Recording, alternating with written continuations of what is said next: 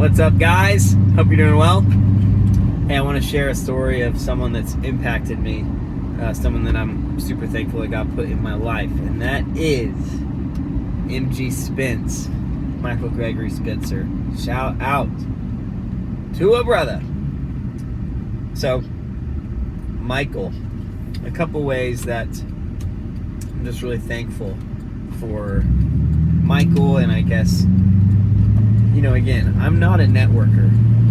So anytime there is a human being that enters into my life, that blesses my life, that helps me know God, that makes me a better man, it is all credit to God, because I did not find that relationship. I didn't network into that relationship.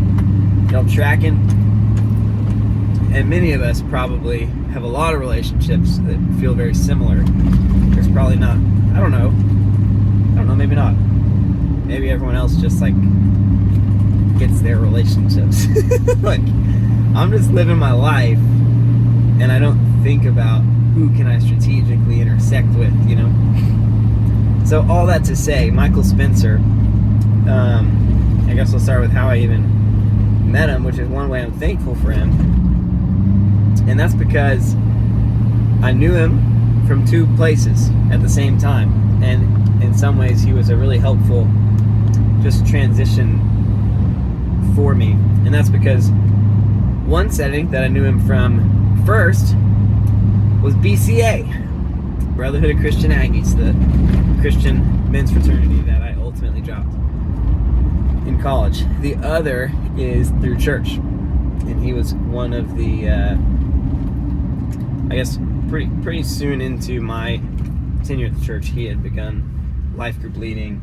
So he was a leader, worship leader in the church. And he also ultimately left PCA. He's two grades in front of me. So it was his, I guess, senior year that he dropped. But, him, having him in BCA was helpful, but then also having him transition out gave me peace when I transitioned out.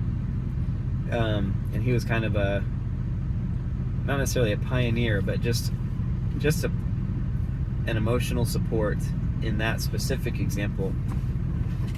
But a couple of things that I really appreciate about him, and it's really my sophomore year of college especially, because we were co-leaders together. So I got to lead with him in life group, and then I guess lead under him as he began section leading. And just his heart for the Lord and for people is really pure. Just literally, I remember we'd have a meeting on a Tuesday night to plan life group. The life group leaders would meet, and we'd meet on my back porch or wherever. And life group was Thursday night, and literally just every week Michael would just come with this huge thing of fuego, queso, and chips, and sometimes more, and just treat everybody. And that was not uncommon. His heart for generosity, again, is so pure. He just loves to share. He loves to delight people with amazing experiences. I was at a bachelor party once that Michael hosted, and he was just hosting to the max, grilled for us, bought the groceries from Whole Foods, didn't charge us to all stay at his place, even though we kicked out his wife for that weekend. And he also had recently bought a super nice espresso machine, so he's just of course buys fancy coffee beans, and he's making everyone whatever custom drink they want, all for free. He's just generous that way, and he's done crazy generous things too. But he really loves to share, and it's not this. He's also just not very elitist as it relates to his handling of money. He's not look at me giving. He's also not look, I have the means to be able to give. He just has a his heart with money was such a blessing for me. I grew up with a really healthy family culture with money, but different from Michael's, at least from my perception of Michael. Let me know, Michael, if I'm right or wrong. But my parents are kind of like Dave Ramsey disciples, like very, healthy in the sense of living below your means, not taking on consumer debt, like investing for the long term, not just trying to make a quick buck. A very like conservative, frugal, hard work multiplied over 40 years, and you will be able to enjoy your retirement, not just be able to retire. And that's great. That's all, again, super healthy. And they also, taught me to give 10% to the church. So I'm not trying to dismiss the generosity piece too. But that it's a different type of experience than Michael's experience, because Michael like enjoyed money. Like it wasn't just frugality. Like one of my classmates in high school literally one day goes, Jeremy, I thought you were poor. Like I thought your family was poor, because my dad had treated a meal to the football team one year. He's like, wait a minute, Jeremy's dad? Like I say that just to say, like, we didn't have all the nicest things. Like it was frugality, choosing the long-term financial health above the short-term gratification, which is, again, so great. Michael, the first person I met that I guess didn't have to choose, but also had a pure heart. Like, I knew plenty of people in my high school and plenty of people in college whose families had enough money that like they're getting the nicest stuff, but like it's not on credit card debt. Like they got plenty more where that came from. So that's not uncommon to me.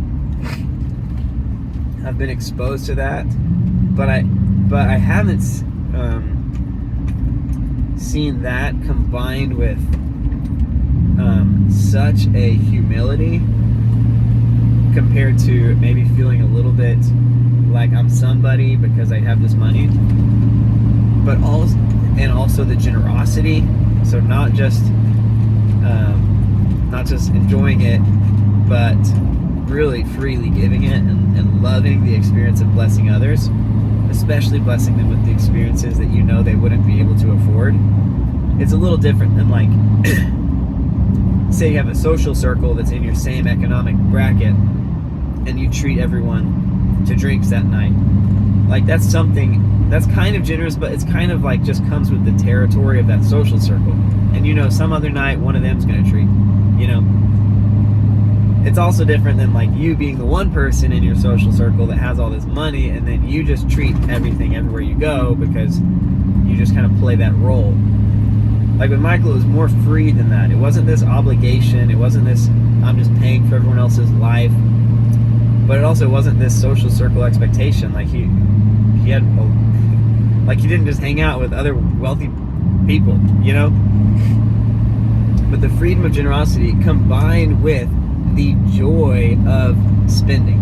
So I know a lot of people that spend a lot of money, or their families did, or whatever, but it can be difficult to actually enjoy your money when you're in that upper echelon of net worth, or just income, or family background. Especially, maybe this gets, I don't know if this feels controversial or not, but I'd say like an added layer being like a white Christian male, where it can feel a little like, not shameful, but it can feel heavy. It can feel like, just the voices of accusation can get into your head a little bit that make you feel like you shouldn't enjoy that. You should be doing something else with that. Like, everyone has an opinion about rich people, or or everyone has an opinion about what someone else should do with their money, especially opinions about whether they fairly earned that money or if they were benefited unfairly by societal structures, etc. So it can be difficult to actually truly enjoy the money like a kid that gets a bike for Christmas that always wanted one and is like, oh my gosh, like for a lot of wealthy people, spending money can actually be kind of like numbing pain. Like, hey, I'm enjoying it, I'm spending it, like, yeah, cool. But deep down, it's a little bit like, is this all there is, or is this even okay, or should I be doing something else? Like, you're almost kind of blocking out your mind sometimes. So again, someone that enjoys their money, like a kid, like actually really enjoys it, has fun with it, it doesn't feel bad, doesn't carry these unhealthy weights, doesn't let the expectations of the world weigh him down, but also is super generous, is just and also like prioritizing the long term, like healthy and just the kind of foundations of like financial stewardship unto the Lord. I've never met anyone like Michael in that way, and I'm so thankful for that. That year or two of rubbing shoulders with them was just like a picture for me of something more that I didn't know was possible before. So that was long-winded, and I didn't actually explain his pure heart with ministry, his pure heart with people. But man, like his grandpa's pastor, church planter, kind of the spiritual patriarch of his family, and you can just see it, like his just personal devotion to Jesus is inspirational. He was kind of like not the cool kid growing up. Sorry, I'm not trying to put you on blast, Michael. I'm not trying to share any more than you wanted to be shared in the public spaces.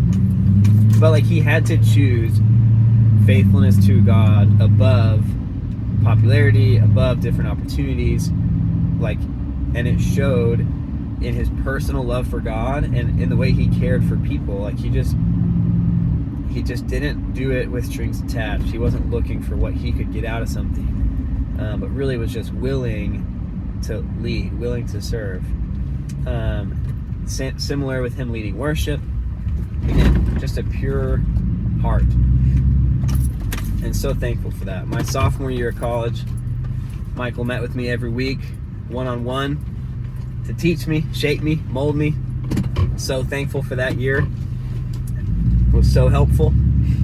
Michael was a groomsman in my wedding. I was a groomsman in Michael's wedding, which was awesome. I was like, wait, really? You like me too? And yeah, there would seriously be so many nights my sophomore year where he would just come over with a guitar at like 9, 10, 11 p.m., 12 a.m. and just head to the prayer room, which is the spare bedroom, and just go to town. And not because he had to, like, he just wanted to. And when he would show up, it's like, I'm dropping like, we're going to the prayer room. Like, you just never know what's going to happen when Michael's in the room. And he just has a zeal about him, a hunger about him, and just a purity of heart that's rich. It's rich, rich, rich. And it's not this false humility. It's not the Christian culture version of purity that's actually just like abstinence. It's like it's a deeper current than that. And man, I could keep going, but I gotta go. But man, so thankful for Michael, and just that God put him in my life, and that he took that time to invest in me, even when his first impression of me was pretty low. We met up for a little BCA function, and he later told me that all he was thinking was, how did this guy get into BCA? So, shows you how cool I am, guys. Anyways, I'll talk to y'all soon. Life is worship. God is love.